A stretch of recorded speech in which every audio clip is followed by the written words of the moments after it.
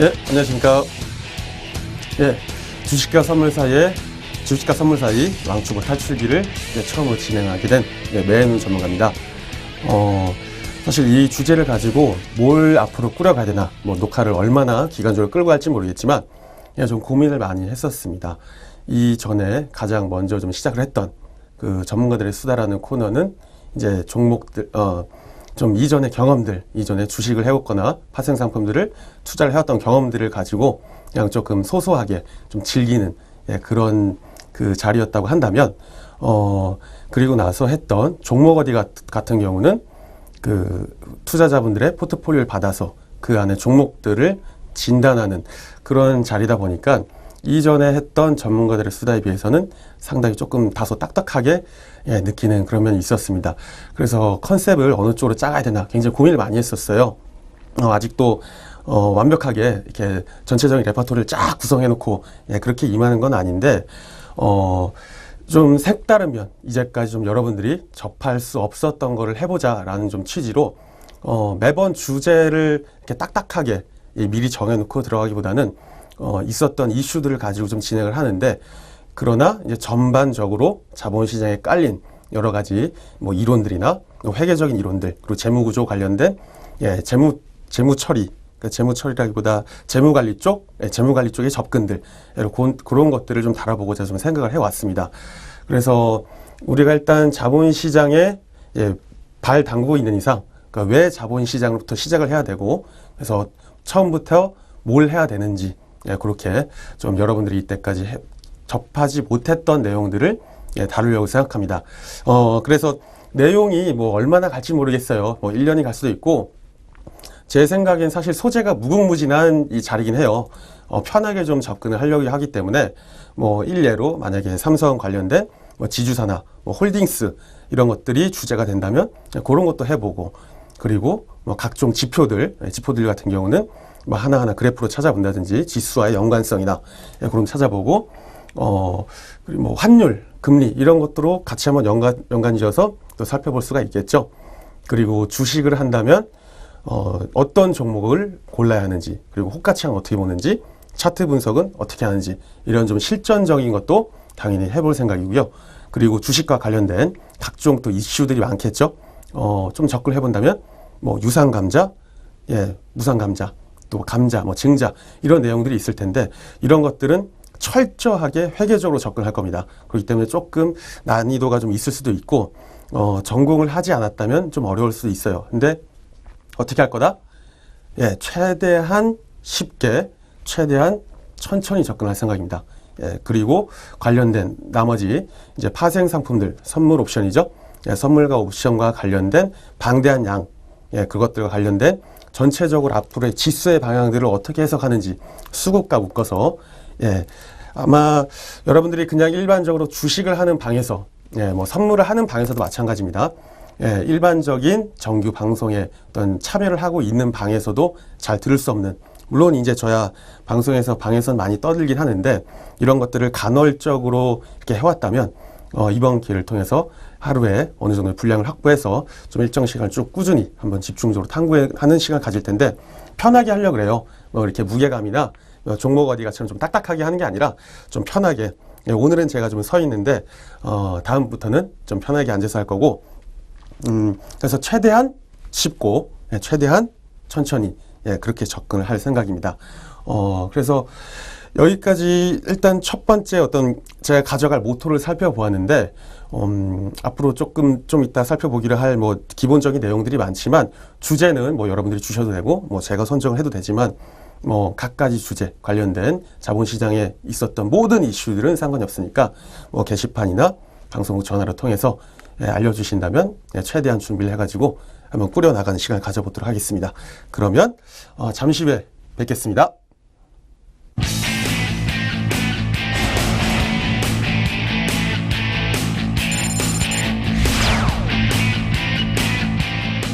여러분들에게 수익을 다각도화시켜서 계속된 점층된 수익을 얻고자 하는 게 저의 목표고요. 항상 그런 점에서는 일정치 이상의 목표치를 달성하고 있다고 생각을 하고 있습니다. 또다시 더 좋은 기회로 더 밝게 방송 중에 뵙겠습니다.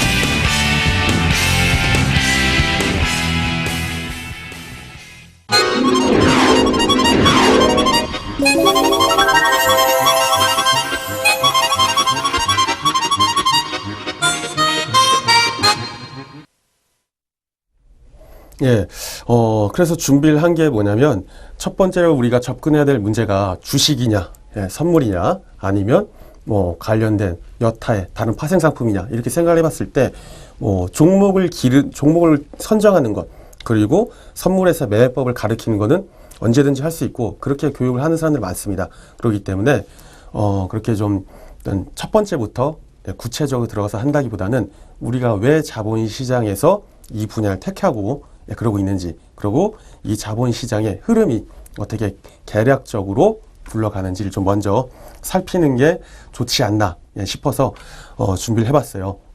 이제 여기 이제 사진으로 보이시는 거는 미 국채예요. 미 국채, 예전 국채죠. 예, 지금 보시면 한 1955년 정도에 지금 날짜가 찍히는데, 요거는 이제 2표채죠. 2표채. 요렇게 지금 한 장 한 장, 한 매, 두 매, 세 매, 다섯 매가 뜯겨져 나갔는데, 결국 요 이자를 받을 기한이 올 때마다 뜯어서 이 표를 가지고 가면은 나한테 이제 이자율이 지급이 되는 그런 상황인데, 물론 이제 다 받고 나면은 원금도 같이 원본 증서를 들고 가면은 이걸 받을 수 있겠죠. 중요한 것은 사실 이 시트를 넣은 거는 그냥 여러분의 좀 흥미를 유발시키기 위해서 넣어봤어요. 사실 뭐 크게 의미가 있다기보다 어떤 식의 흐름들이 앞으로 전개될 것인가 하는 단초를 조금 제공하기 위해서 넣어봤고요. 요 사진도 마찬가지입니다. 이 사진 같은 경우는 지금 이 무게추를 들고 과연 어느 쪽으로 갈 것인가 흐름을, 향방을 가로지르는 모습을 보이고 있는데, 여기서도 보시면 외국 주식, 퍼린 에쿼티죠. 도메스틱 에쿼티, 국내 주식, 픽스드 인컴, 이런 거 채권을 말하는 것일 거고요. 앱솔루트 리턴, 절대적인 수익을 말하는 건 어디 뭐 정기 예금이나 정해진 딱딱 어디에 무슨 뭐 국공채들 이런 것들을 말할 수 있겠죠. 캐시, 현금, 리얼 어세트, 부동산이겠죠.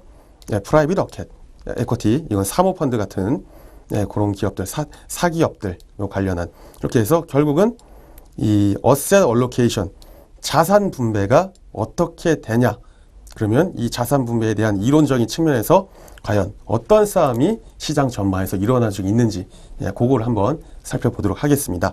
그리고 뭐 부채와 현금과 주식, 이런 것들이 어떤 식으로 포트폴리오를 구성해지는지, 요거에 대한 계략적인, 어떻게 보면은 크게 뭐 구체적인 의미가 있다기보다 자산 분배에 대한 계략적인 의미 정도 해석해서 그냥 눈요기 정도 가볍게 보시라고 한번 넣어봤고요.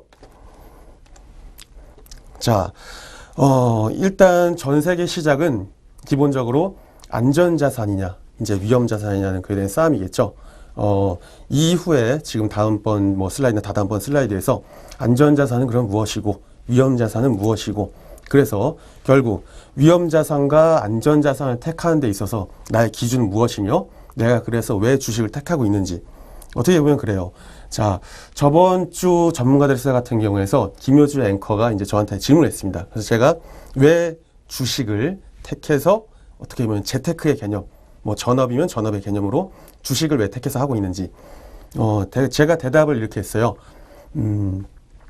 사람마다 성향도 다르고, 은행 이자율을 받아야 될 사람도 있고, 부동산을 투자를 할 사람도 있고, 캐시로 현금을 쥐고 뭐 현찰 돈놀이를 할 수도 있고요. 뭐 도박을 할 수도 있겠죠. 여러 가지 재테크 방안이 있겠지만, 내가 가지는 투자 성향이나 투자 금액 크기, 그리고 투자 기간, 내가 원하는 수익률을 고려했을 때 어느 자산을 먼저 선택하는지가 첫 번째라는 거죠.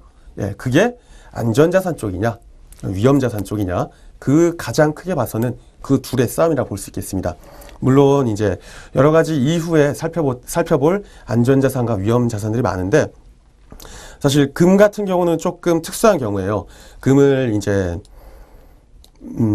이게 이제 금 본위자가 붕괴된 달러를 발행할 때 금 일정량의 비율을 비축하기로 한 이런 제도가 폐지되고 난 이후에 금이란, 어떻게 보면은 이게 안전자산이냐 위험자산이냐 딱 둘 중에 하나를 나눈다면 결국은 안전자산 쪽에 당연히 속하겠지만, 이게 금이 가장 어떻게 보면은 현재 안전자산이라고 여겨지는 US 달러와 이 금 본위제 붕괴 이후에 역의 상관관계를 보이는 예, 상관계수가 0.8, 0.9 정도로 예, 굉장히 낮은 걸 알 수 있거든요. 예, 그러다 보니까 이것을 완전히 안전자산을 봐야 되느냐. 왜? 가장 안전한 안전자산인 그 US 달러의 가격과 예, 반대로 움직이기 때문에.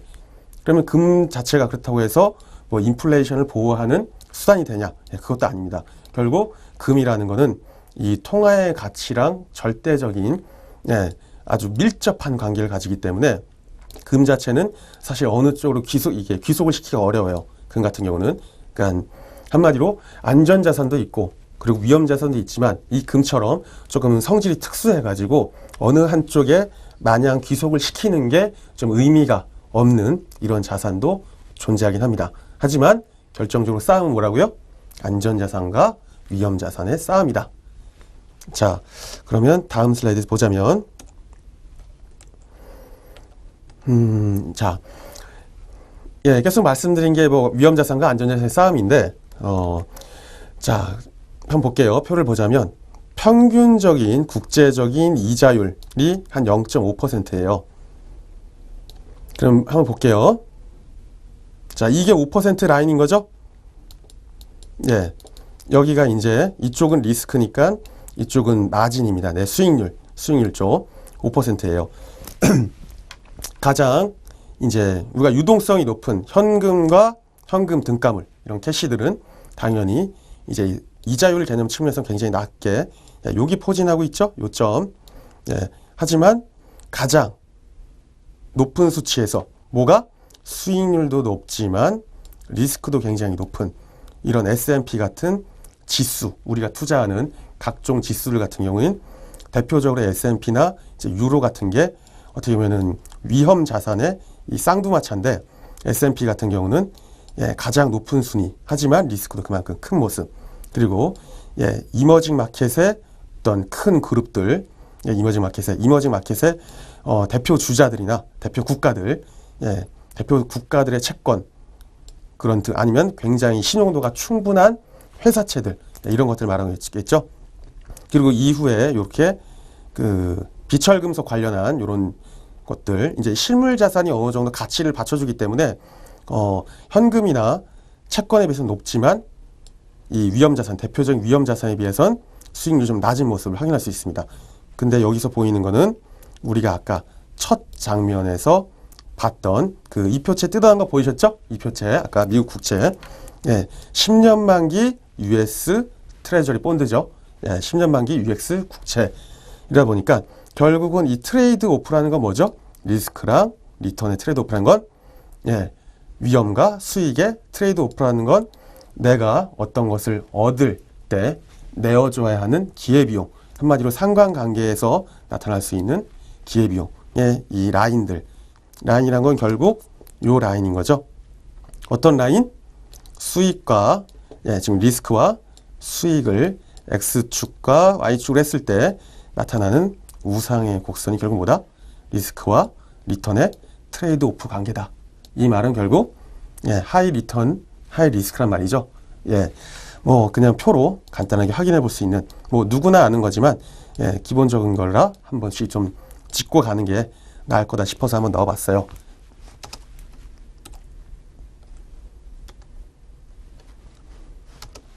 자, 다음번이 이제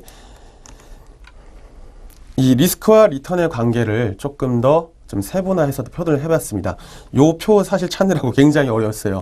예, 이렇게 좀 잘 나와 있는 게 없더라고요. 예, 굉장히 좀 어려웠었는데 구하기가. 예, 결국은 뭐다? 이 트레이드 오프에 대한 내용이겠죠. 예, 가장 크게 캐시, 그 다음 뭐라고요? 픽스드 인컴. 예, 고정된 수입이니까 채권이나 은행 이자 같은 것들.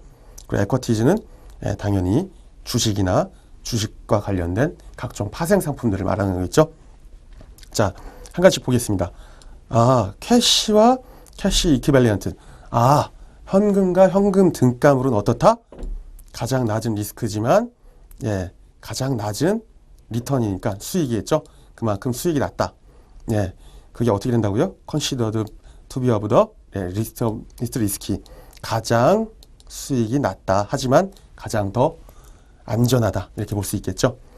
그리고 극인 것들, 지금 이렇게 세 카테고리인데 그 중에 가장 위험한 것들 보자면 브릭스 같은 경우는 브릭스는 뭐 브라질, 러시아, 인도, 차이나, 남아공 이렇게 5국가를 말하죠. 브릭스와 관련된 것들의 성장주들 그리고 다른 이머징 마켓에서의 주식들 그 중에 좀 큰 주식들 이런 것들이 가장 좀 하이 리스크 그러니까 글로벌적인 거죠. 글로벌적 이제 세세하게 그 우리나라 증시에 들어있는 뭐 시가총액 1000억도 안 되는 그런 종목들을 가지고 논하자는 게 아니라 가장 크게 봤을 때에서 분류 자체가 이런 정도로 나눌 수 있다는 거죠. 그런 것들은 이 슬라이드 밖으로 뛰쳐나가면 나가겠죠. 이 밖으로 색깔이 더 진해지면서 그리고 그 다음 볼만한 게 라지랑 미드캡 에쿼티즈 G7 국가 그러니까 결국은 이 말은 G7 국가에 비해 지금 이머징 마켓의 이 주식들은 수익도 크고 위험도 크다라고 말하고 있는데 사실 작년부터 올해 초까지 이어졌던 전 세계에 있던 글로벌 증시 흐름, 투자 자금의 흐름들이 선진국에 굉장히 많이 집중이 됐어요. 선진국에 굉장히 많이 집중이 됐는데 웃긴 건 선진국에 많이 집중이 되면서도 그만큼 고수익을 발했던 그 선진국의 채권 투자자들, 뭐 예를 들면 핑코 같은 경우는 세계 최대의 채권 자산 운용사죠. 이런 것들의 기업이 오히려 그 이머징 마켓에서 있는 주식들보다 수익이 더 좋게 나오는 이런 현상까지 나왔습니다. 그러니까 리스크가 항상 크다 그래서 수익이 항상 큰 건 아니에요.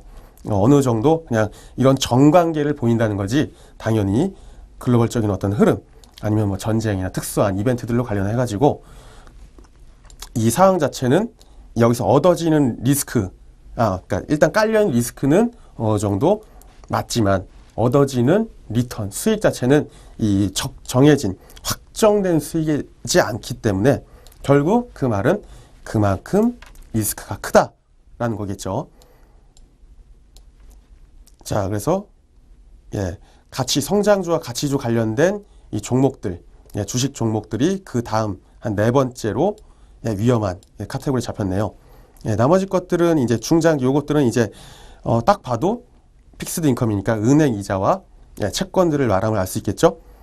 인베스터블 그레이드 커퍼레이트 본드 투자 가능한 등급 우리가 뭐 예로 따지면 최소한 A 이상의 그런 큰 기업들의 회사채들 그리고 국제적인 회사들의 또 본드 그 채권이죠. 하이힐드 본드. 하이힐드 본드가 이제 어떻게 보면은 수익이 그러니까 리스크는 더 작은데 수익이 더 크게 나는 어디에 비해서 이머징 마켓에 있는 자산들에 비해보다 수익이 작년 올해 초까지 수익이 크게 나는 역전된 상황이 나왔는데 결국 리스크랑 리턴이 트레이드 오프 관계이긴 하지만 결국 리스크가 크다고 해서 수익을 보장해 주는 게 아님을 다시 한번 확인할 수가 있었죠. 이머징 마켓의 채권들, 이머징 우리나라 국채, 인도의 국채, 중국의 국채 이런 것들, 국가가 보증하는 채권들, 그리고 쇼텀 트레저리니까 미국의 그 단기 국채들 이런 것들은 미국이 보증하는 거니까 더 낮은 리스크와 수익을 보여주고 있고, 여기까지 있네요.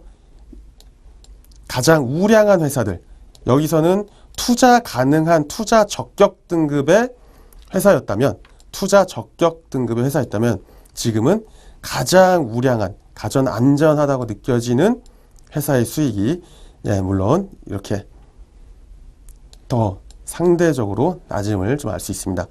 그래서 이 하이 리스크와 하이 리턴, 로우 리스크와 로우 리턴, 요 관계가 리스크와 리턴의 트레이드 오프 관계인데 결국 이 구체적인 좀 사례들이 이런 식으로 세 카테고리에 묶여서 분류됨을 좀 구체적으로 한번 집어보고 갔습니다. 자, 결국은 그래서 이제 어떻게 보면 이게 결론 아닌 결론인데 이미 나중에 좀 더 볼 게 있겠지만 전 세계 이제 투자는 채권이나 주식이나 싸움이에요. 물론 이제 전체적으로 큰 그림상 봤을 때는 안전자산이나 위험자산의 싸움이지만 이 자본시장이라는 것 자체가 일단 덩치가 좀 크고 그리고 이 수익을 내는 기간이 오래 걸리는 실물 자산들, 뭐 부동산이나 부동산 관련한 부동산에 준하는 그 시공 사업에 대한 설계 뭐 투자들, 프로젝트 파이낸싱 기업으로 따지면 이런 데 대한 투자가 아니라 우리 개인 투자자들이 투자를 할 수 있는 일반적인 여건에서의 투자라는 개념 하에서 본다면 결국은 은행 쪽은 제외하는 거죠. 은행 쪽은 제외하고 결국은 주식이냐 채권이냐 싸움입니다. 가장 크게 결국 무엇을 선택하느냐는 아까 일전에 말씀드린 개인의 성향이나 아니면 투자금의 크기, 투자금의 성향, 그리고 투자 기간, 목표로 하는 수익률 이런 것들에 의해서 내가 어떤 것을 선택하느냐에 따라서 달라질 수 있는 거죠. 그거를 정하는 게 가장 첫 번째고요. 두 번째 같은 경우는 이제 종목을 골랐으면, 그러니까 내가 투자 자산을 어느 쪽으로 갈지 골랐으면 우리는 아무래도 주식을 하는 사람이기 때문에 주식을 고를 수 있어요. 하지만 주식이라고 해서 주식 안에서 우리가 투자할 수 있는 것 내에서도 어느 정도 일정 부분 갈리는 게 있습니다. 그 갈리는 건 우리가 이제 모든 것을 투자할 수 있는 게 아니라 어떤 하나로 1년에 거래되는 상품들을 묶어놓고 그걸 지수화시킨, 인덱스화시켰다 그러죠. 인덱스화시킨 그 지수들에 투자하는 거기 때문에 실물 자산에 투자하는 게 아니라 물론 뭐 대두 선물, 뭐 돈육 선물 있겠지만 그것 또한 마찬가지로 결국은 하나의 지수화된 상품을 하는 건데 그 지수화된 상품에 대한 기초 자산이 무엇이냐에 따라서 결국 어느 정도 위험 자산군 내에서도 이것이 상대적으로 안전 자산이냐 위험 자산이냐 이런 게 나눠집니다. 그러면 그것은 좀 이따 보겠고요. 이따 보겠고 그 가장 큰 카테고리 안에서 글로벌적인 투자를 봤을 때 위험 자산이냐 안전 자산 요거를 어떤 항목들이 구성하고 있고 우리가 봤었던 많은 재화들이나 자산들이 위험 자산인지 안전 자산인지 한번 보도록 하겠습니다. 자, 위험 자산은 물론 당연히 아까 말씀드린 것처럼 수익에 비해 리스크가 크다라기보다 그리고 거의 같은 말인데 이걸 이제 우리 보통 이제 표준 편차를 써가지고 말하죠. 표준 편차가 크냐 적냐 결국 변동성. 작년에 미국 같은 경우 어땠죠? 11월 12월 우리나라가 본격적으로 미국 S&P와 그 디커플링하는 모습을 보이게 된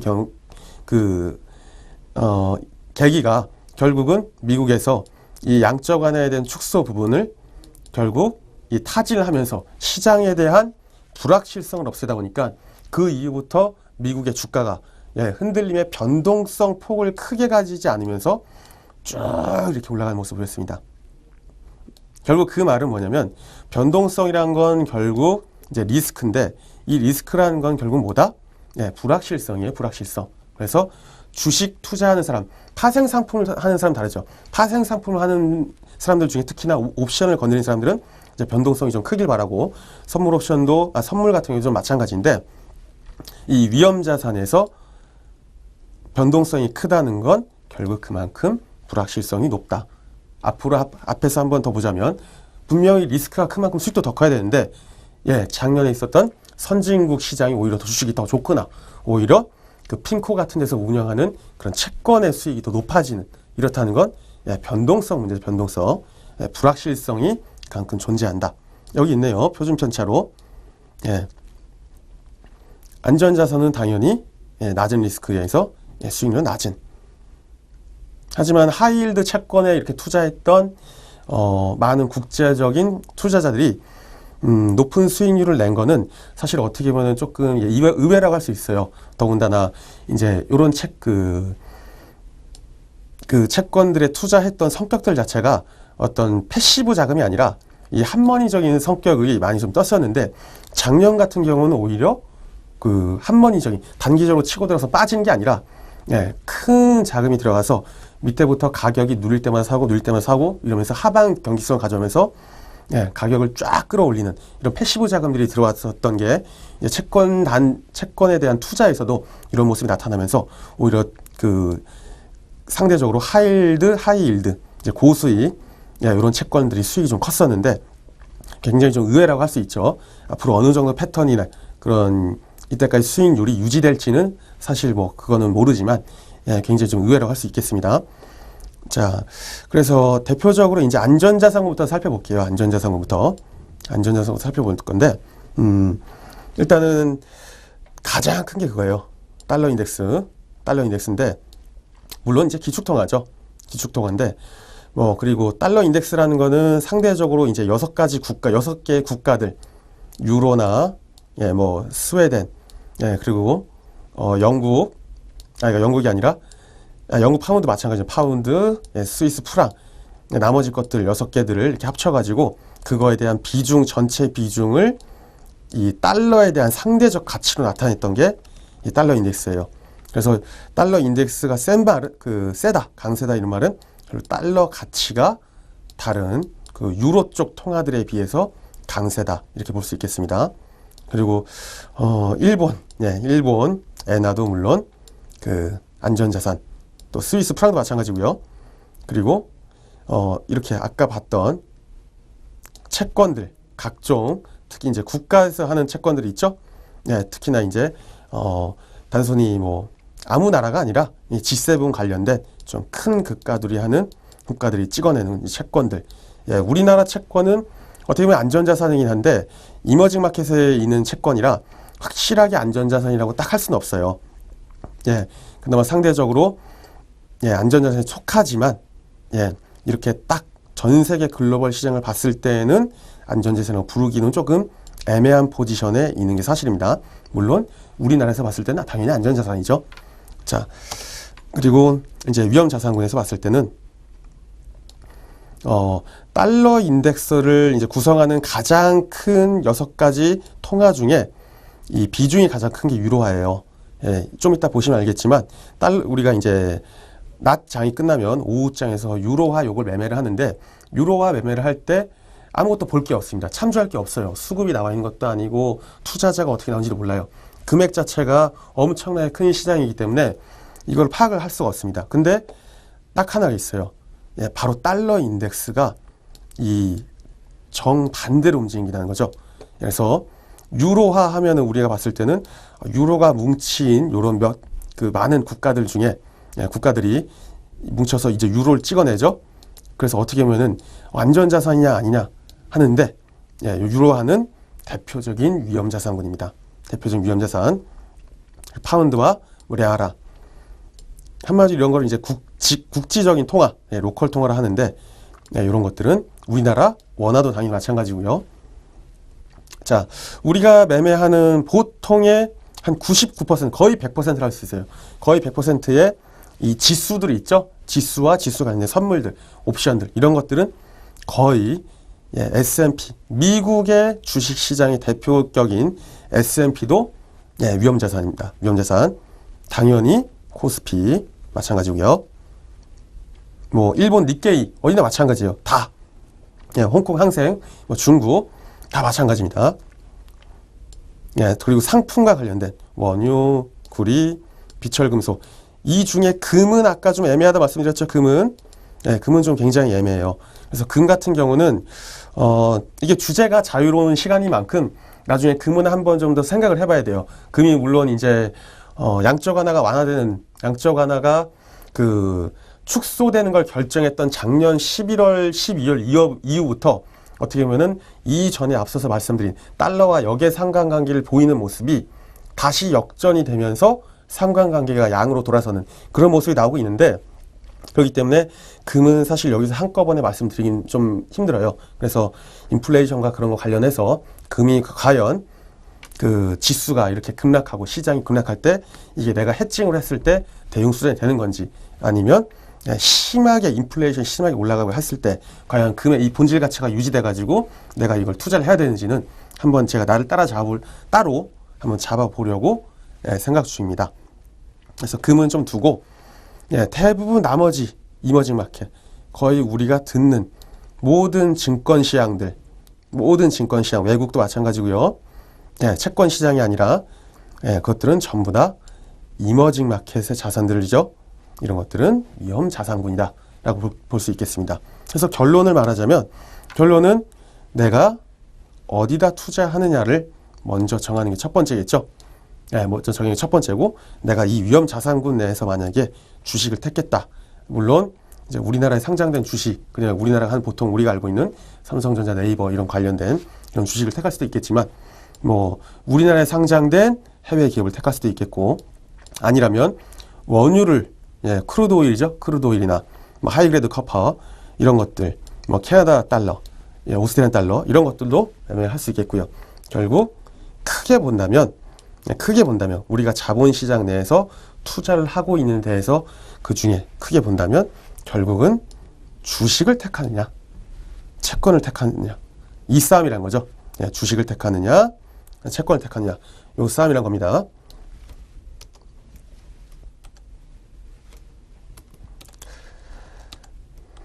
자, 요게 지금 화면이 구성이 안 돼 있네요. 구성이 원래 걸 날려버리셔가지고 구성이 안 돼 있는데, 이러다 보니까 지금 알 수가 없어요. 스페이스. 자, 이렇게 올라오네요.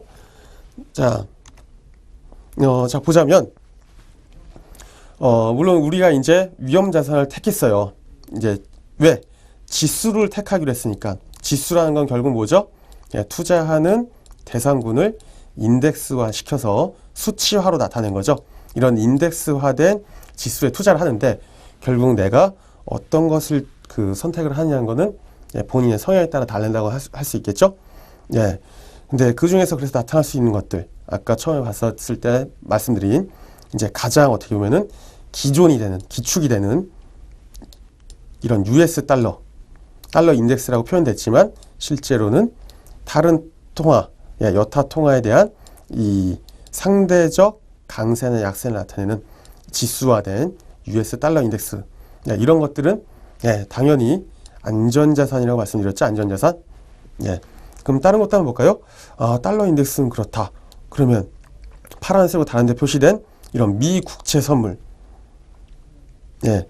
우리나라 국채가 아니고요. 이거는 전 세계 글로벌 시장 내에서의 안전자산과 위험자산을 구분을 한 거다 보니까, 요 지금 차트는 제 차트를 이제 띄워놓은 건데, 실제로 이렇게 띄워놓고 매매를 합니다. 물론 매매를 할 때는 유로화와 이제 S&P, 달러 인덱스 이렇게 좀 세분화해가지고 나머지 것들 내려놓곤 하지만, 결국은 그렇게 하는 이유는 달러 인덱스와 유로화가 반대 모습을 보이기 때문인데, 그 말은 안전자산과 위험자산의 상대적 가치를 안다면 어느 정도 호환적으로 써서 투자도 가능하단 말이겠죠.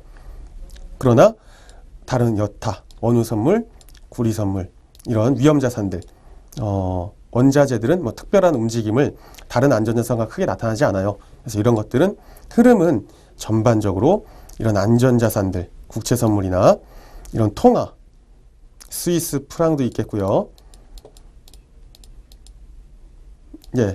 자, 그러면 요 정도까지 보면서 한번 좀 쉬었다가 다시 보도록 하죠.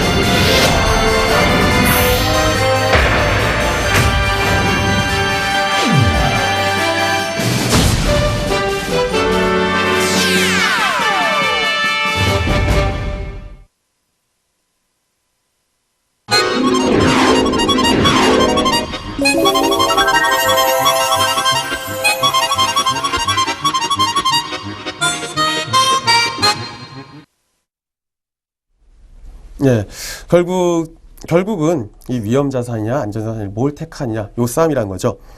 다시 보면은 이제 흐름들이 나타나고 있는데, 방향성을 봤을 때 빨간색과 파란색이 서로 반대되는 걸 알 수 있겠죠. 그러면 어떻게 됐을 때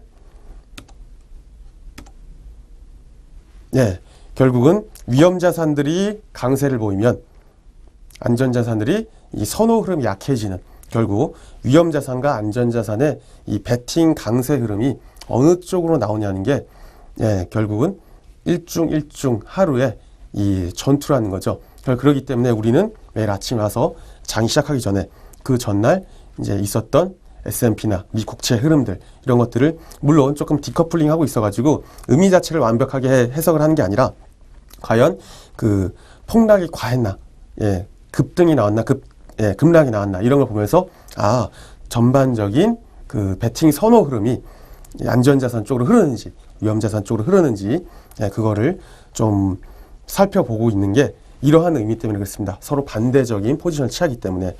자, 그렇기 때문에 이런 흐름들을 좀 생각을 한다면 충분히 그 전부터 있었던 뭐 흐름들, 그러니까 수급이나 안전자산, 위험자산들의 이런 흐름들을 한눈에 많이 머릿속에 꿰가지고 방향성을 읽을 수 있다면 그만큼 선물이나 옵션을 매매함에 있어서 당연히 편하겠고, 추가적으로 내가 전략을 쓸 때 뭐 손절가를 좀 비중을 늘려가다든지, 팔면서 현금을 확보한다든지, 아니면 떨어지는데도 코덱스 레버지를 사면서 오히려 나중에 올라갈 걸 알고 모은다든지 이런 전략을 취할 수 있기 때문에 이런 안전자산이나 위험자산에 대한 싸움, 그리고 개별적으로 위험자산 내에서 이루어지는 이 수급의 흐름들, 그런 거를 파악하는 게 어떻게 보면 이 주식 투자에서 가장 첫걸음이 아니냐, 이렇게 생각을 하고 있습니다. 자, 결론은 그거예요. 결국은 이제 위험자산에 베팅할지인데, 기본적인 내용 정도는 사실 이래요. 뭐 그렇게 어렵긴 내용은 아니었는데, 사실 양적 완화의 개요 같은 경우는 오늘 내용과 이어지는 게 있어요. 위험자산에 대한 베팅 선호 흐름이 약해지면서 안전자산에 대한 강세 흐름이 나올 수 있다는 게 이 양적 완화의 개요를 준비한 이유입니다. 그리고 왜 그렇게 되는지를 한번 보려고 했는데, 요거는 제가 조금 시간을 따로 내야 될 것 같아요. 사실 요 내용 자체가 중요한 건 아니에요. 막 내용이 어떻게 해서 양적 완화 어떻게 됐고 어떻게 해서 어떻게 된다, 이게 중요한 게 아니라 결론만 알면 되는데, 그렇기 때문에 양적 완화의 개요는 양이 그렇게 많진 않아도 한번 슬쩍만 볼까요? 살짝 이제 처음에는 어떻게 집행이 됐는지, 1차, 2차, 그리고 그걸 청산시키는 과정, 그리고 3차에서 어떻게 나왔는지, 그리고 4차에는 어떤 식으로 오퍼레이션 트위스트는 장기 국채를 매입을 하고, 장기 국채라는 거는 장기로 내가 돈을 빌리는 거니까 그만큼 이자율이 비싼 거겠죠. 장기 국채, 이자율이 비싼 돈을 매입을 한다는 거는, 장기 매입을 한다는 거는 장기 국채, 이자율이 비싼 돈을 회수를 하고 이자율이 싼 돈을 풀겠다는 겁니다. 이자율이 비싼 돈을 국가가 회수를 하고, 그러니까 시중의 자금이 이자율이 떨어지게끔 만드는 그런 효과를 내겠다는 거죠. 그래서 오퍼레이션 트위스트를 쳤는데 3차, 나중에 어떻게 될지 모르고, 이번에는 칠 때가 어떻게 될지 모르겠어요. 아직 확정적인 안이 나온 게 아니기 때문에. 그리고 이제 출구 전략 같은 경우는 이게 이제 앞으로 펼쳐질 사항들입니다. 이게 어떤 식으로 나오냐에 따라서 우리나라 증시나 특히 부동산 그리고 금리 관련된 사항이 굉장히 민감하게 반응을 할 수밖에 없는데, 지금 여기 있는 자료도 이게 한국감정원에서 나온 자료예요. 여기 지금 표 있죠? 그 전 차트도 그렇고, 그 전 장에 있었던 슬라이드에 있었던 그 차트도 그 한국감정원이 펼쳐낸 그 어떤 감정 보고서에 관련된 그런 것들에서 지금 추출해 왔는데, 축소의 배경들과 영향과 배경들, 결국 결론이 어떻게 될 것이다. 영향들, 중요한 결론이 있네요. 어떻게 된다? 이게 키포인트예요. 이게 키포인트. 앞에서 이어졌던 위험자산 배팅 강세 흐름에서 안전자산 선호 흐름이 나온다는 게 이게 키포인트입니다. 그래서 우리는 어떻게 해야 될 것이다 라는 거를 이제 말하려고 했던 거예요. 근데 그 전에 살펴봐야 될 게 뭐였다?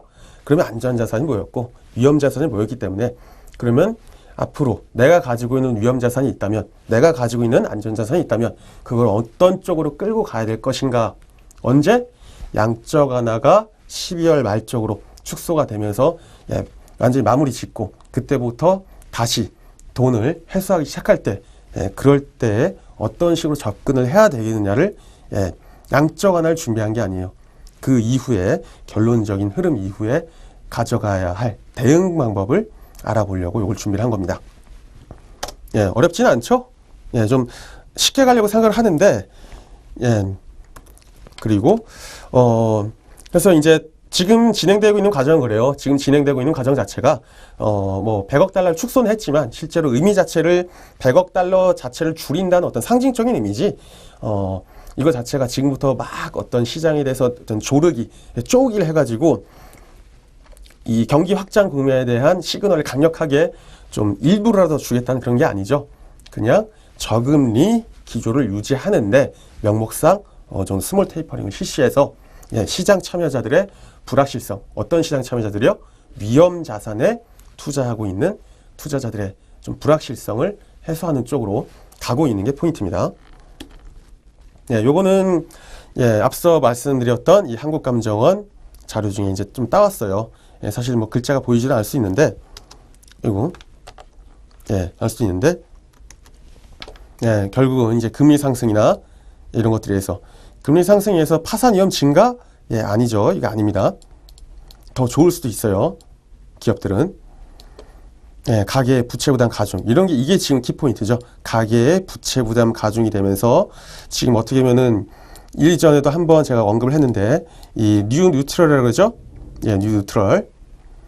전반적인 경기 확장 국면에 있는데 기업들은 유보율만 굉장히 높이고 지금 유보율 웬만큼 잘 나가는 기업들이 지금 유보율이 막 2000%가 이렇게 넘어요. 3000% 가까이 되는데 기업들은 성장은 하고 경기는 확장 국면이고 회사들은 이익을 내고 있는데 유보율은 높았고 그런데 어떻게 해요? 상대적으로 GDP 대비한 이 내 근로소득은 오히려 줄고 있거나 정체를 보이는 이런 현상을 지금 그 뉴트럴이라고 하고 있는데 결론은 여기서 미국 쪽에서 이 양적완해서 이 미국 통화, 기축 통화의 가치가 높아지면 우리나라도 그 금리 인상을 할 수밖에 없고 그렇게 함에 의해서 우리나라에 있는 이 가처분 소득이 작아지는 이런 현상이 나올 수 있다는 거죠. 자, 그래서 이런 흐름이 나올 수 있기 때문에 그 이후가 어떻게 될지를 살펴보는 게 키포인트고 오늘은 한 요 정도까지 보죠. 너무 뭐 깊게 볼 게 없으니까. 자, 이 정도까지 하면서 오늘 주식과 선물 사이 마무리 짓겠습니다.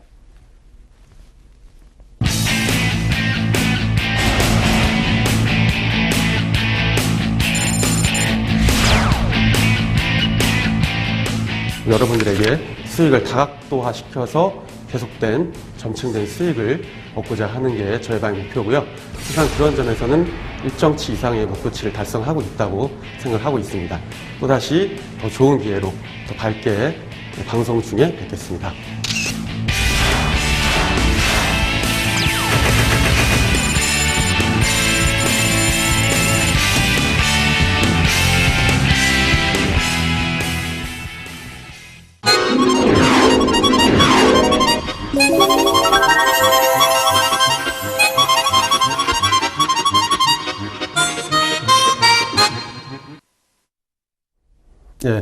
오늘 어떠셨는지 모르겠습니다. 내용 자체를 그렇게 막 깊고 어렵게 가져가려고 하기보다는 좀 천천히 가더라도 좀 쉽게 하지만 여러분들이 이때까지 주식시장 또 선물이나 다른 것들 대하시면서 좀 이때까지 듣지 못하셨던 그런 것들을 좀 준비를 하려고 전반적인 자본시장의 테두리서부터 이렇게 안쪽으로 조여 들어가는 이런 구조를 취해보려고 했는데 첫 번째 내용 자체는 뭐 그렇게 어려운 내용이 아니라 그래서 뭐 여러분들 쉽게 좀 접할 수 있을지 모르겠는데 앞으로 가면 좀 어려워진 내용이 나올 수도 있어요. 하지만 그래도 모토는 가장 천천히 가장 쉽게 그렇게 할 생각입니다. 무료 방송도 여니까 많은 분들 또 회원분들 또 오셔가지고 오늘 또 수익이 크게 났었는데 같이 동참할 수 있는 기회 맞았으면 좋겠고요. 또 고생하셨던 이 리치맵 스태프분들도 고생하셨고 또 다음 시간에 더 좋은 주제로 해서 뵙겠습니다. 자, 고생하셨습니다. 감사합니다.